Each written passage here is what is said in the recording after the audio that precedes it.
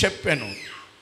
చూడండి, అదే రాజుగారు మళ్ళా తిరిగి వచ్చి నీతో మాకు ఏ విధమైన గొడవలొద్దు, మనం కలిసి ఉందామని అంటాడు.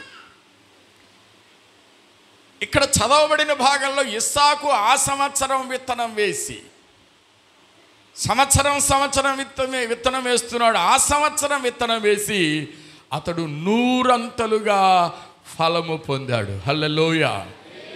ఎందుకంటే యెహోవా అతనికి తోడై ఉన్నాడు. యెహోవా ఆశీర్వాదం అతని మీద ఉంది. దేవునితో సహవాస సంబంధాలు కలిగి ఉన్నాడు. మీకు తెలుసు, అతను పెండ్లి కాకముందే పొలంలోనికి ధ్యానించడానికి వెళ్ళాడు. పెళ్లి కాని కుర్రాడు జల్సాగా ఉంటాడు, అవునా? చెప్పండి. అటు ఇటు తిరుగుతూ ఉంటారు. కాసిన డబ్బులు అడుక్కొని వాళ్ళ అమ్మ దగ్గర నాన్న దగ్గర అటు ఇటు సెంటర్లు అమ్మటే తిరుగుతూ ఉంటారు.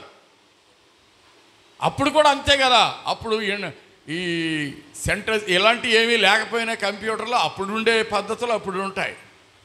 కానీ ఈ యవనస్తుడు అలా లేడు. తన తండ్రి అయిన అబ్రహాము నడిచిన బాటలో దేవునితో సహవాసం కలిగి ఉన్నాడు, ప్రార్థనా బంధం కలిగి ఉన్నాడు. మీలో ఎంతమంది యవనస్తులు రోజుకో గంట అయినా ప్రార్థన చేస్తున్నారు? ఎంతమంది మోకాళ్ళు వేస్తున్నారు?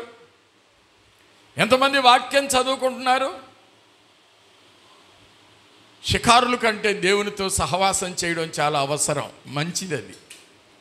ఇస్సాకు విత్తనం వేసి వృద్ధి పొందక ముందే ప్రార్థనలో ఉన్నాడు.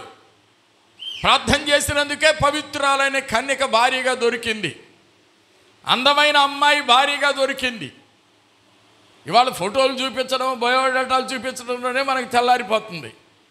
ఫోటోలో ఉన్నట్టుగా బయట ఉండరు. ఫోటో అంతా కూడా మార్పింగే. కొన్నిసార్లు దానిలో ఎర్రగా బుర్రగా ఉన్నట్టు కనబడితే ఆహా అనుకుంటారు. అక్కడికి వెళ్ళే జరిగే మంగళమసిలాగా మొహం. అదేమిటయ్యా అంటే అది బ్యూటీ పార్లర్ మహత్యం.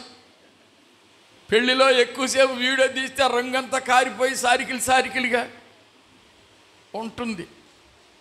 అసలు నువ్వు దేవుడి సన్నిధిలో మోకాళ్ళు వేస్తే నీవు అందం కోరుకోకుండానే నీకు కావలసిన బుద్ధి గుణాలు కలిగిన అమ్మాయో అబ్బాయో దొరుకుతారు. దేవునికి స్తోత్రం కలుగును గాక. వెనడికో పాస్టర్ గారు నా కూతురుల మీద ఈగ వాలకూడదని పడ్డాడు. మంచిదేలే తమ్ముడు, మన దగ్గర కూడా వచ్చాడు ఒకప్పుడు.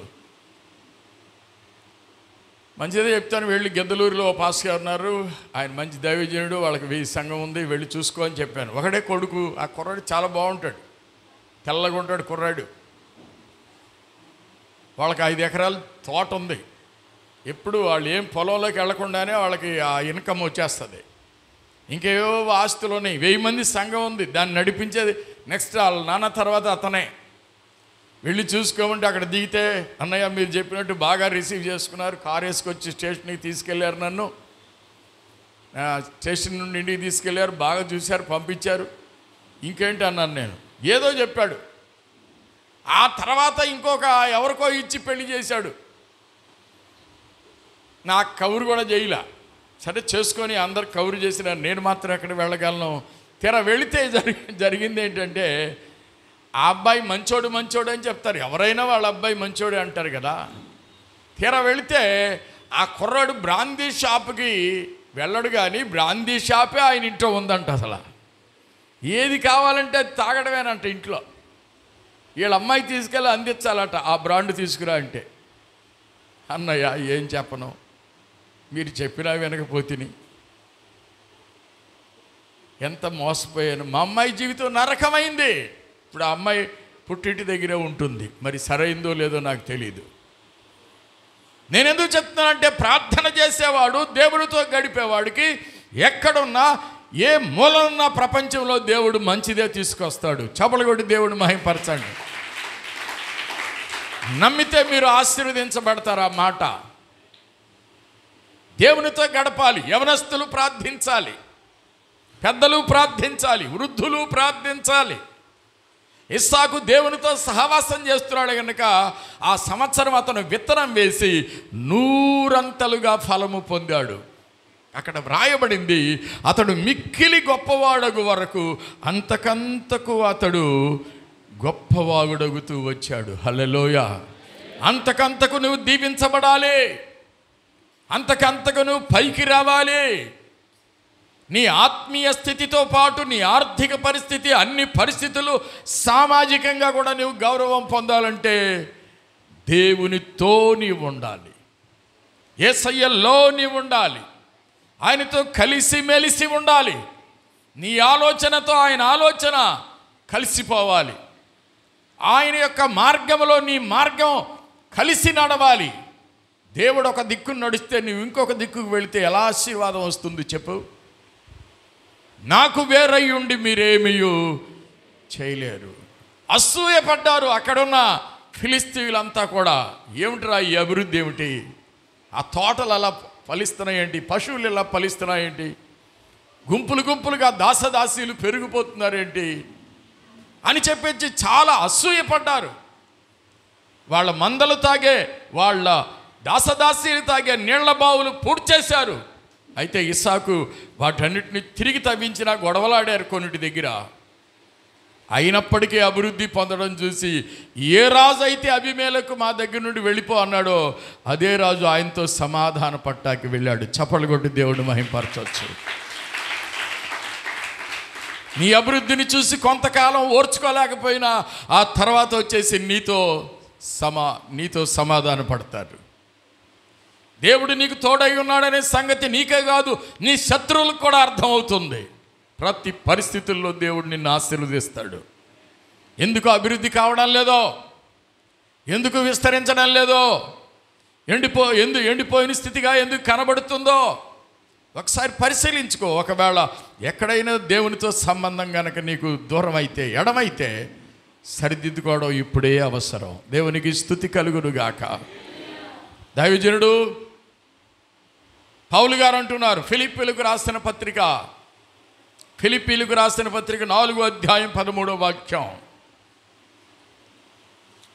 ఫిలిప్పీ 4:13. నన్ను బలపరచు క్రీస్తునందే నేను సమస్తమును చేయగలను. హల్లెలూయా. చెప్పండి అందరూ, నన్ను బలపరచు క్రీస్తునందే నేను సమస్తమును చేయగలను. I can do all things through Christ అంటున్నాడు. క్రీస్తు ద్వారా నేను సమస్తమును చేయగలను. యేసయ్య అన్నాడు కదా, నాకు వేరయుండి మీరేమీ చేయలేరు. మరి నేను సమస్తము చేయగలను అని అంత ధైర్యంగా పౌలు గారు చెప్తున్నారంటే దాని అర్థం నేను యేసుక్రీస్తుతో ఉన్నాను. జీవించువాడను నేను కాదు, క్రీస్తే నాలో జీవించుచున్నాడు. హల్లెలూయా. కేవలం నా శరీరానికే నేను పౌలును, కానీ నాలో ఉన్నవాడు ఆత్మరూపి అయిన క్రీస్తు, ఆయన చెప్పిందే నాలో జరుగుతుంది అంటున్నాడు. హల్లెలూయా. మనకి ఇదే అనుభవం ఉండాలి. మనం చచ్చి, మన శరీర ఇచ్చలకు చచ్చి, మన లోకాశలకు చచ్చి, ఏ సంబంధమైన విధానాలు, ఈ లోక మూలపాఠాలకు లోబడకుండా దేవుని చిత్తానికి లోబడే అనుభవం మనకు కావాలి. ఆయనకు వేరై ఉండి నువ్వేమీ చేయలేవని నువ్వు గుర్తించాలి ముందు. అసలు నువ్వు ఏమాత్రం దేవుడికి దూరం అయినా నీ ద్వారా ఏమీ జరగదు. నువ్వు అనుకున్నదేది సాధించలేవు. కలలు కలలుగానే మిగిలిపోతాయి, ఒకవేళ కలలైపోతాయి. కానీ యేసుక్రీస్తులో నీవు ఉంటే, ఆయనతో నీవు ఉంటే, ఆయన చిత్తం జరిగించడానికి ఇష్టపడితే, ఆయనతో అంటుకట్టబడి ఉంటే, హల్లెలూయా. మీరు తర్వాత చదువుకోండి, ఇప్పుడు చదివించేదానికి టైం లేదు. రోమా పత్రికలో ఉంటుంది 11వ అధ్యాయం 13 నుంచి 25 వరకు. యూదులు ఒలీవల కొమ్మలు అన్నాడు అక్కడ, అన్యులు అవి కాని వేరే కొమ్మలు. కానీ యూదులు అవిధేయులయ్యారు దేవునికి, క్రీస్తును వాళ్ళు త్రోసిపుచ్చారు. అందుకని వాళ్ళు విరిచివేయబడి ఆ స్థానములో అడవి ఒలీవ కొమ్మైన మనల్ని దేవుడు అంటుకట్టాడు. అసలు ఒలీవ కొమ్మని విరిచాడు. అదే స్థానంలో అడవి ఒలీవ కొమ్మలైన మనల్ని అంటుకట్టాడు. ఇప్పుడు ఆ ప్రారంభంలో మొదట్లోంచి వస్తున్న సారం మన ద్వారా బయటకు వచ్చేసి మంచి ఒలివ కాయలు కాస్తున్నాం. దేవునికి స్తోత్రం. యూదులు అసలైన ఒరిజినల్ ఒలివ, కానీ వాళ్ళని విరిచేశాడు. ఎందుకు విరిచాడు అంటే అవిధేయత. విశ్వాసిలో ఏ కోణంలో కూడా అవిధేయత రావడానికి వీల్లేదు. నువ్వు పొలం సంపాదించావా, దేవుని స్తుతించు. నీ ఇల్లు కట్టుకున్నావా, దేవుని స్తుతించు. నీకు పిల్లలు ఉన్నారా, వారు ప్రయోజకులయ్యారా, దేవుని స్తుతించు. తెలివితేటలు బాగా పెరిగి ఆ తెలివితేటలు ఉపయోగపడేటట్టున్నాయా, దేవుని స్తుతించు. నాకు జ్ఞానము బలము ఇచ్చావు, వివేకం కలిగిన హృదయం ఇచ్చావని దానియేలు దేవుని స్తుతించాడు. నేను తెలివి తక్కువని ప్రభువా, బుర్ర తక్కువని ప్రభువా అనలేదే. చాలామంది ఊరకొరకే ఈ ప్రార్థన చేస్తారు, నేను బుర్ర తక్కువ దాన్ని అయినా అంటారు. నా బుర్ర ఎవడికి లేదు అనుకుంటారు. మళ్ళీ లోపల ఇది, బయటికి ఇది.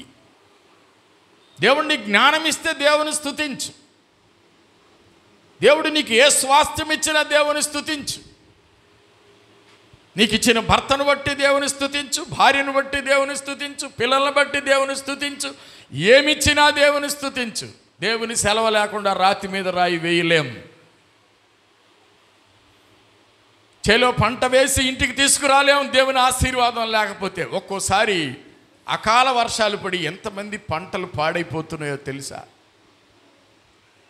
చేతి దాకా వచ్చింది, నోటి దాకా అందని వాళ్ళు ఎంతమందో తెలుసా? దేవుని ఆశీర్వాదం లేకుండా మనం అభివృద్ధి పొందలేం. విరిచివేయబడే కొమ్మగా నువ్వు ఉండొద్దు. గర్విస్తే నువ్వు విరిచివేయబడతావు, అతిశయిస్తే అంతర్ధానం అయిపోతావు, వినయం చూపిస్తే నీవు హెచ్చించబడతావు. హల్లెలూయా. తర్వాత చదువుకోండి మీరు రోమాపత్రిక 11వ అధ్యాయం వచనాలు అంతవరకు కనీసం ఆ పారాగ్రాఫ్ చదవాలి మీరు 18 నుండి 26 వరకు. నువ్వు అంటుకట్టబడాలి. క్రీస్తులో నువ్వు అంటుకట్టబడిన అనుభూతి కలిగి ఉండాలి. అప్పుడు క్రీస్తులో సారం నీకు వచ్చి క్రీస్తు వలె జీవిస్తావు. క్రీస్తు చూపించిన ఆత్మ ఫలాలు ఫలిస్తావు. హల్లెలూయా. ప్రభు ఆయన కృపచేత మనల్ని బలపరుస్తాడు. ఆయనతో ఉంటే మనం గుత్తులుగా ఫలిస్తాం. హిజ్కియా కాలంలో కూడా దేవుడు అతనికి జయమిచ్చిన తర్వాత నీకు ఇదే సూచన, ఈ సంవత్సరం వచ్చే పంట 3 ఏళ్ళు వరుసగా పండుతూనే ఉంటుంది అన్నాడు. దేవునికి స్తోత్రం కలుగును గాక. వెంటనే మరలా అదే పంట 3 సార్లు అలాగే ఫుల్గా పండుద్ది. నేను నీకు తోడుగా ఉన్నాడు అనడానికి అది ఒక గుర్తు అని చెప్తాడు. హల్లెలూయా. దేవుడిని దీవిస్తే నీ రాబడి కూడా దీవించబడుతుంది, నీ పంట పొలము కూడా దీవించబడుతుంది, నీ పిల్లల భవిష్యత్తు కూడా ఆశీర్వదించబడుతుంది. ఒక్కోసారి చూడండి కాయలు చూడడానికి పచ్చగా ఉంటాయి, చాలా పసుపు పచ్చగా, తినడానికి రుచి కలిగించి నోరూరే ఉంటాయి. దేవునికి స్తోత్రం కలుగును గాక. మాది నాగాలంక దగ్గర పెదపాలెం అని మీకు తెలుసు. ఒక్కోసారి సంతకు వెళ్ళడం జరిగేది, ఆదివారమే సంత అక్కడ. ఒక్కోళ్ళు మామిడికాయలు కొనుక్కొని ఇలా తింటుంటే ఇక్కడి నుంచి మోచేదాకా కారి టక్ మంట డ్రాప్స్ పడుతూ ఉండేవి. వచ్చి అందుకుంటూ ఉండేది. అంటే వాళ్ళు ఆగలేక, కొన్న మామిడి పళ్ళు తినేదాకా ఆగలేక అక్కడే మొదలెట్టేవాళ్ళు అనమాట తింటాం. రుచికరమైన మామిడి పళ్ళు. నోరు ఊరుతుందేమో, ప్రస్తుతానికి ఇంకంత సీజన్ రాలేదులే, కాస్త ఆగండి, స్లో డౌన్. దేవుడు ఆశీర్వదిస్తే నీ చెట్ల ఫలాలు, నీ చెట్ల కాయలు, నీ పిల్లల భవిష్యత్తు కూడా ఆశీర్వాదకరంగా ఉంటుంది. ఇంతకు నువ్వు దేవునితో కలిసే ఉంటున్నావా? కలిసే ఉండడం అంటే చర్చిలోకి వచ్చి అలా కూర్చొని ఉండిపోవడం కాదు. నీ ఆలోచనతో ఆయన ఆలోచనతో నీ ఆలోచన జత కట్టాలి. ఆయన తలంపులతో నీ తలంపులు ఏకీభవించాలి. ఆయన ఊహలు నీ ఊహలు ఏకం కావాలి. హల్లెలూయా. ఏదో పాట ఉంది కదా, ఊహలు నాదూటలు నా యేసు రాజా నీలోనే ఉన్నవి. కందవే నీదు ఆశ్చర్యక్రియలు కందవే నీదు ఆశ్చర్యక్రియలు ఊహలు నాదూటలు. హల్లెలూయా. నీ ఊటలన్నీ మా ఊటలన్నీ నీ యందే ఉన్నాయి ప్రభువా. మా క్షేమమంతా నీ యందే ఉన్నది నాయనా. నీ వలనే మేము క్షేమంగా ఉన్నాం ప్రభువా అని చెప్పగలవా? ఇంతకు నువ్వు ఎండుతూ వాడుతూ ఉండడానికి కారణమేమిటి? ఎందుకు అరకొరగా బ్రతకడానికి కారణమేమిటి? నీ జీవితంలో ఎప్పుడు చూసినా ఎదుగు బొదుగు లేకుండా ఉండడానికి కారణమేమిటి? యేసు నీలో నీతో ఉంటే ఎదుగుదల ఉండాలి కదా. ఇంకొక మాట నేను మీకు జ్ఞాపకం చేస్తాను. న్యాయాధిపతుల గ్రంథం 16వ అధ్యాయం 20వ వాక్యం. న్యాయాధిపతులు 16:20 ఏం రాయబడింది అక్కడ? ఆమె సంసోను, ఫిలిష్తీయులు నీ మీద పడుచున్నారనగా అతడు నిద్ర మేల్కొని ఎప్పటి ఎట్లు నేను బయలుదేరి విరజిమ్ము కొందుననుకొనెను.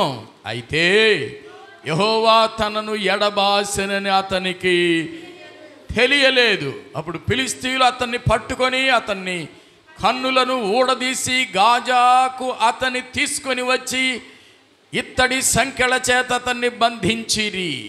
చూడండి ప్రియులారా, సంసోను సింహబలుడు, యుద్ధ వీరుడు, దేవుడు తోడుగా ఉన్నంత వరకు అతను హీరో.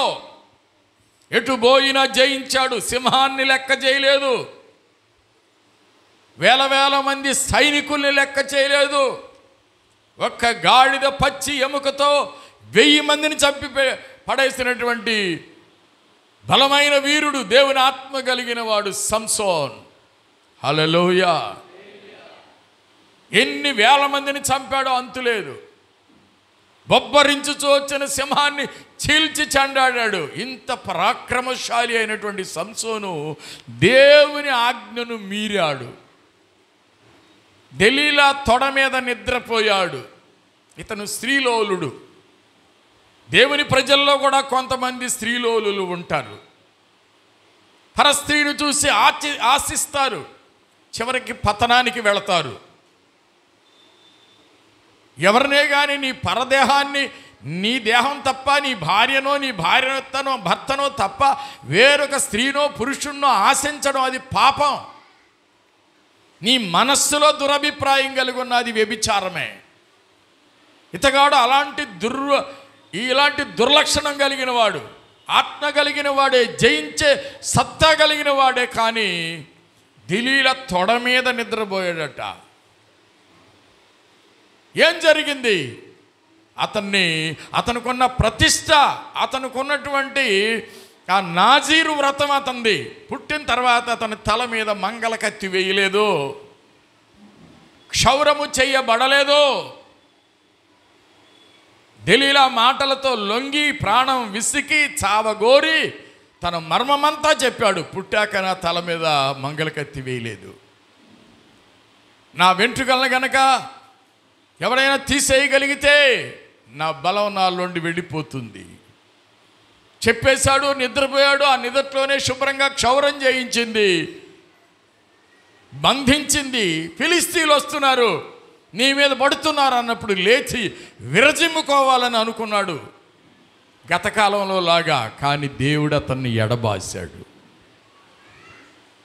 దేవుని తోడు అతని నుండి దూరమైంది. దేవుని ఆత్మ అతని నుండి ఎడమయ్యాడు. ఏం జరిగింది? ఫిలిష్తీయులు అతన్ని పట్టుకొని బంధించి అతని కనుగుడ్లు పెరికి దాగోను దేవత గుడిలో గానుగు తిప్పే ఎద్దు పనికి అతన్ని పెట్టారు. తిరగలి విసరడం అంటే గానుగు తిప్పే ఎద్దు. ఈ లక్ష్మీపురంలో ఒకటి ఉండేది ఇది వరకు, ఎద్దు తిరుగుతుండేది కళ్ళకి గంతలు కట్టుకుని. ఆ జాబ్ ఇచ్చారన్నమాట ఈయనకి. ఇశ్రాయేలును 20 సంవత్సరాలు పరిపాలన చేసిన న్యాయాధిపతి. ఫిలిస్తీన్లు 20 సంవత్సరాలు మంచినీళ్ళు దాక్కుండా వాళ్ళ గుండెల మీద కుంపట్లాగా కూర్చున్న న్యాయాధిపతి, 20 సంవత్సరాలు సంసోను పేరెత్తితేనే సింహస్వప్నంగా ఉన్న ఆ సింహబలుడు శ్రీలోలుడైపోయి ఆవిడ చెప్పిన దానికి లోబడిపోయి ఆ వ్రతధర్మమంతా పోగొట్టుకొని దేవునికి దూరమైన కారణంగా శత్రులు అతన్ని పట్టుకొని ఇనప సంకెళ్లతో బంధించి అతని 2 కనుగుడ్లు ఊడబెరికేశాడు. ఎంత లాసో చూసారా? దేవుని ఎడబాటు ఎంత ప్రమాదకరమో. చాలామంది ఎవరైనా ఒకళ్ళు ఇద్దరు స్నేహితులు దూరం అయితే గాబరా పడతారు. అది నష్టమే కావచ్చు, కానీ అసలు దేవుడే నిన్ను ఎడబాస్తే నీకు వచ్చే నష్టం ఇంత అంత అని మాటల్లో వర్ణించలేము. నాకు వేరుగా ఉండి మీరేమయ్యో చేయలేరన్న మాటను మనం ఎప్పుడు కూడా బండ గుర్తుగా పెట్టుకోవాలి మన లోపల. దేవునికి దూరం అయితే, దేవుడు నీకు శత్రువు అయితే, దేవుడు నీకు వ్యతిరేకమైతే, ప్రపంచమంతా నీ పక్షా నుండి బలపరుస్తున్నాను, నువ్వు ఏం చేయలేవు. దేవునికి స్తోత్రం కలుగునుగాక. గట్టిగా స్తోత్రం చెల్లించండి. హల్లెలూయా. ఈ ఎలక్షన్ టైం వస్తే ఇది వరకు ఎక్కువ చెప్పేవాళ్ళు, మిత్రపక్షాలు బలపరిచిన అభ్యర్థికి మిత్రపక్షాలు బలపరచవచ్చు, శత్రుపక్షాలు బలపరచవచ్చు. ఇప్పుడు వీళ్ళకి వేస్తారు, వీళ్ళు వాళ్ళకి వేస్తారు. చూడండి రేపు పొద్దున ఈ కూటమిలోనే చూడండి ఎన్ని కుంపట్లో. వీళ్ళు వాళ్ళకి ఆడికి ఎందుకు వేయాలరని ఇటు వేస్తారు, అసలు ఇటు అటు ఎందుకు వేయాలరని అవతలకి వేస్తారు. నానా లోకలుగా ఉన్న పరిస్థితి ఎవరికి అర్థం కావట్లా. రిజల్ట్ వచ్చేదాకా భ్రమల్లో ఉంటారు చాలామంది.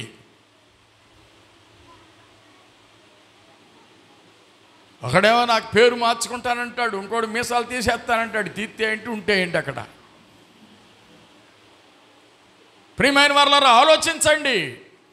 దేవుని తోడుంటే, హల్లెలూయా, నీవు నా తోడు ఉన్నావయ్యా, నాకు భయమేలా నా యేసయ్యా, నీవు నాలోనే ఉన్నావయ్యా, నాకు దిగులేలా నా యేసయ్యా, నాకు భయమేలా, నాకు దిగులేలా, నాకు చింతేలా, నాకు భీతియేలా, నాకు భయమేలా, నాకు దిగులేలా, నాకు చింతేలా, నాకు భీతియేలా, నీవు నా తోడు ఉన్నావయ్యా, నాకు భయమేలా నా యేసయ్యా, నీవు నాలోనే ఉన్నవయ్యా, నాకు దిగులేలా నా మెస్సయ్యా.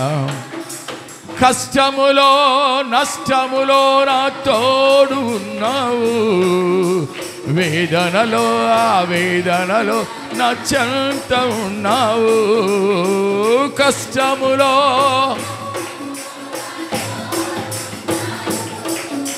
వేదనలో ఆవేదనలో నా చెంత ఉన్నావు. అడిగిన వారికి ఇచ్చేవాడవు, వెదకిన వారికి దొరికేవాడవు. అడిగిన వారికి ఇచ్చేవాడవు, వెదకిన వారికి దొరికేవాడవు. తట్టిన వారికి తలుపులు తెరిచే దేవుడవు, తట్టిన వారికి. దేవా దేవానికి స్తోత్రం, దేవా దేవానికి స్తోత్రం, దేవా దేవానికి స్తోత్రం, దేవా దేవానికి స్తోత్రం. నీవు నా తోడు ఉన్నావయ్యా, నాకు భయమేలా నా యేసయ్యా, నీవు నాలోనే ఉన్నావయ్యా,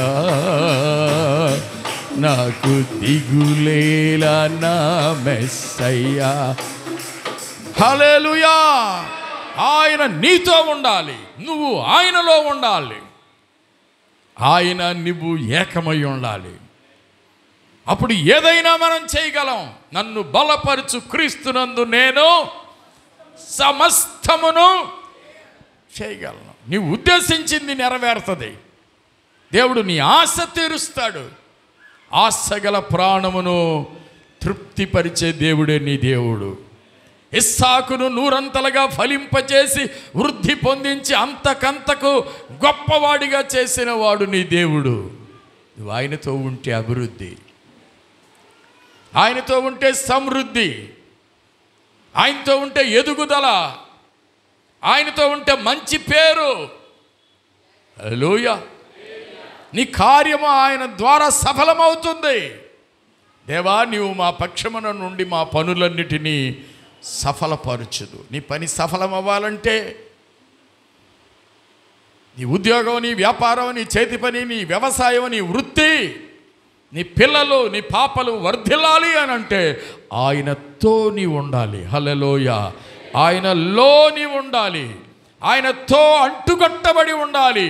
ఏమాత్రమైన గర్వించావో ఇశ్రాయేలుని విరిచివేసిన దేవుడు నిన్ను విరిచివేయడా అంటాడు అపోస్తలుడైన పౌలు గారు. అసలైన ఒలీవల మొక్కల్నే విరిచేసి అడవి ఒలీవ చెట్టైన నిన్ను అంటు కడితే నువ్వు గర్వపడ్డావు అనుకో, నాకు అది ఉంది ఇది ఉందని నువ్వు అతిశయపడ్డావు అనుకో, నిన్ను విరిచేయగలడు. విరిచేసిన దేవుడు ఇశ్రాయేలుని తిరిగి అంటు కట్టడానికి కూడా శక్తిమంతుడే అని చెబుతాడు. దేవునికి స్తోత్రం. చదవండి రోమపత్రికలు, ఆ తర్వాత చదువుకోండి. అంచేత అంటుకట్టడం దేవునికి సాధ్యమే, విరవడం కూడా దేవునికి సాధ్యమే. నీ పెంచడం దేవునికి సాధ్యమే, నిన్ను తుంచడం కూడా దేవునికి సాధ్యమే. నాకు ఇది ఉందనుకుంటే అది లేదు అని దేవుడు నీతో ఒక్క మాట అంటే ఏది ఉండదు. నీతో లేని స్థితిలో దేవుని పాదాలు పట్టుకున్న నీవు ఉన్న స్థితిలో కూడా ఇంకా అణిగి ఉండు. దేవునికి స్తోత్రం. నిన్ను అభివృద్ధి పరచడానికి ఆయన సమర్థుడు. మీరు బహుగా ఫలించుట వలన నా తండ్రి మహిమపరచబడును. ప్రేమ, సంతోషము, సమాధానము, దీర్ఘశాంతము, ఆశానిగ్రహము, ఇలాంటి ఆత్మఫలాలు బహుగా ఫలించిన కొద్దీ పరమ తండ్రికి ఆనందం, మనకు ఆశీర్వాదం. అట్లా మనం దేవుని పిల్లలు అనబడతాం. వారు నిజంగా వారు నమ్ముకున్న దేవుడు గొప్పడురా, వాళ్ళ ప్రార్థనలో గొప్ప మహాత్యం ఉందరా, అందుకే వాళ్ళు దీవించబడుతున్నారు. మనం కూడా ఆ దేవుని దగ్గరికి వెళదాం అనాలి వాళ్ళు. దేవునికి స్తోత్రం కలుగును గాక. ప్రభు తన వాక్యమును ఆశీర్వదించును గాక. ప్రార్థన చేసుకుందాం. ప్రభువా, నిన్ను విడిచి నేనేమి చేయలేనయ్యా, నీకు వేరుగా నేను ఉండలేనయ్యా. హల్లెలూయా. ప్రభువా, నీతో నేను ఉండాలి, నాతో నీ ఉండాలి. ఆయనతోనే మన నడక సాగాలి ముందుకో. ఆయన త్రోవలోనే మనం ధన్యులం కావాలి. హల్లెలూయా, హల్లెలూయా, హల్లెలూయా, హల్లెలూయా. ప్రభువా, నన్ను బలపరిచేసయ్యా, నీవు లేకుండా నేను జీవించలేనయ్యా. అయ్యా, నీకు వేరుగా నా ప్రార్థన లేకుండా, భక్తి లేకుండా, పిల్ల కూర్చోండి, కూర్చోండి, కూర్చోబెట్టండి అమ్మాయి. ఆ తల్లిదండ్రులు పిల్లలు కూర్చోబెట్టండి. ఏంటి ఆటోమేటిక్గా వదిలిపెడతారు? అటు చూస్తారా గుడ్లు వేసుకున్నా ఇంకా పిల్లల్ని ఆఫ్ చేసుకోండి. ఎవరు పిల్లలు? హల్లెలూయా, హల్లెలూయా, హల్లెలూయా. స్తుతించండి, స్తుతించండి. నీ తోడు లేకుండా నేను జీవించలేనయ్యా, నీ సహవాసం లేకుండా నేను జీవించలేనయ్యా, నీకు వేరుగా ఉండి నేనేమి సాధించలేనయ్యా. ప్రార్థనలో వెనక్కి తగ్గి, ఆరాధనలో వెనకబడి, వాక్యం చదవడంలో నిర్లక్ష్యం వహించి, ప్రార్థన చేయడంలో బద్ధకం చేసి నేనేమి సాధించలేనయ్యా. నువ్వు తోడుగా ఉంటే ఇస్సాకు నూరంతలు ఫలం పొందాడు. అతడు చేయునదంతయు సఫలమగును అని వ్రాయబడింది. రూదల రబా షంద రీబా బాబా బాబా బాబా. హల్లెలూయా. రూదల రబా షంద రీబా బాబా బాబా బాబా. హల్లెలూయా, హల్లెలూయా, హల్లెలూయా. ప్రభువా, నువ్వు గొప్ప దేవుడవయ్యా, పరిశుద్ధుడవయ్యా. మహత్యము కలిగిన మహాదేవుడు అయ్యా. రూలా రాబా షందరి బాబా, ఎంతైన మంచి దేవుడవు నాయన, కృప కలిగిన వాడివయ్యా. నాకు వేరుగా ఉండి మీరేమీ చేయలేరన్నారు అపొస్తలుడైన పౌలు గారు. అంటున్నాడు, నన్ను బలపరుచు క్రీస్తునందే సమస్తము చేయగలనని. నా ప్రభువా, నా దేవా, కొన్నిసార్లు అసమర్థుడిగా ఉంటున్నాను, నేను అసమర్థత కలిగి ఉంటున్నాను ప్రభువా. కొన్నిసార్లు ఏదో చేయాలని ఏమీ చేయలేని స్థితిలో ఉంటున్నాను. ఇంకా నేను నీతో అంటు కట్టబడి ఉంటాను, ఇంకా నేను నీతో కలిసి ఉంటాను, నేను నీలో నిలిచుంటాను. నేను గుత్తులు గుత్తులుగా ఫలించాలి. ఇస్సాకు అంతకంతకు హెచ్చించబడ్డాడు, మిక్కిలి గొప్పవాడగు వరకు. శత్రు రాజైన అబీమెలెకు వచ్చి అతనితో సమాధాన పడ్డాడు. ఎవరైతే పొమ్మన్నారో వాళ్ళే వచ్చి చెలిమి చేస్తున్నారు. నాథా, నేను నీతో ఉండాలయ్యా, నీలో ఉండాలయ్యా, నిన్ను విడిచి నేనేమి చేయలేనయ్యా. హల్లెలూయా, హల్లెలూయా. వ్యాధులలో బాధలలో నాతో ఉన్నావు, వేదనలో ఆ వేదనలో నా చెంత ఉన్నావు. వ్యాధులలో బాధలలో ఊరటనిచ్చావు, రక్షణలో సంరక్షకుడై ధైర్యము పంచావు. నేనే సత్యం అన్న దేవా, నేనే మార్గం అన్న దేవా, నేనే సత్యం అన్న దేవా, నేనే మార్గం అన్న దేవా, నేనే జీవము అని పలికిన దేవా, నేనే జీవము అని పలికిన దేవా. దేవా దేవా నీకై స్తోత్రం, దేవా దేవా నీకై స్తోత్రం, దేవా దేవా నీకై స్తోత్రం, దేవా దేవా నీకే స్తోత్రం. నా తోడు ఉన్నావయ్యా,